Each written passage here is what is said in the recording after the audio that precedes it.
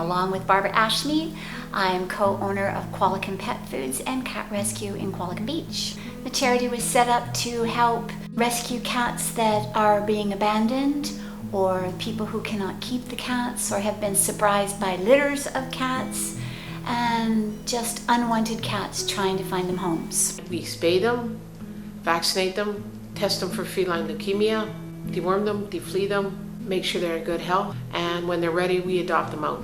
There are so many cats just in our area. People have a tendency to just dump kittens and cats out. We get kittens that are just found with no mom. We don't know why. We don't know whether the mom died or what, and so we look after those. We've got some pretty sick kittens that we've worked really hard and managed to save their life, but that's basically due to our great vet. The cat rescue is probably the most worthwhile way that I can help the community here. Everybody's got their pet projects, but being a veterinarian, I can do a lot of, you could call it value-added work for them. It's just good to know that what you're doing is making a difference here and now in the local area.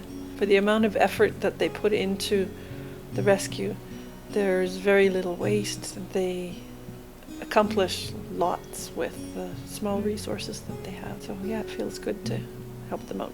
We started getting a lot of people who will come up and just sit with the kittens, which is great. It's great therapy for the people and it's great for the kittens. They'll come by on a regular basis and just come upstairs and sit with the kittens. A lot of these people can't adopt a kitten or aren't in a position to adopt, so they come and they sit with the kittens, and I think they both get great comfort out of it. In the summertime, I tend to foster kittens because I'm a teacher, so I have my summers off, so I have a lot more time. And in the fall, Barb Ashmead, who's the president of Qualicum Cat Rescue, said to me, "Oh, it's really too bad you're back at work because we have some kittens that need some fostering." And I said, well, you know what? I have a great group of kids in my classroom. Would they be able to foster them? And so it started with Venus, and she came only for a few days, and then she needed to go back to Dr. Hannah and spend some time there because she wasn't doing well. But the kids really enjoyed having her.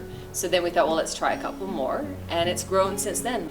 Some of the other kittens that came, they weren't used to people at all, and we had to wrap them up in towels, and the kids would hold them, cuddled them nice and tightly, and the kittens got used to hearing human sounds, human voices, human smells, and they got to understand that humans are safe. Our goal is to foster these kittens until they are ready to be adopted, and then they will find fabulous homes, because these kids have been able to get them used to being social.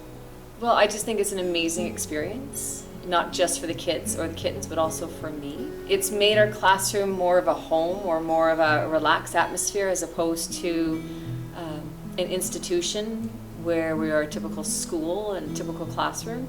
It's a bit more relaxed, a bit more homey, and the kids are just, it's a nice atmosphere. I quite like it. Last year we initiated a very large spay-neuter program to try and stem the tide of so many kittens and cats coming to the rescue. Every animal they adopt out is going to be spayed, going to be neutered, so that problem of population over-explosion just doesn't get continued. It also helps people learn the importance of getting their kittens vaccinated and taken care of so they have healthy cats. So often they've had a situation where, well, we can spay this one cat now, or spay its 5 kittens next spring, so let's do it now. If they're not breeding all the time, then everybody's much happier.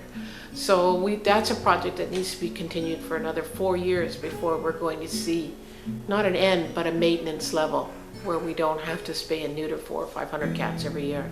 So that's something we have to raise money for in order to continue on to do that, because that is the key, is spay neutering all cats and to make it available to everybody who needs it. Our plans for the future is just to raise the image more so that we can find more donors. Right now we need donors.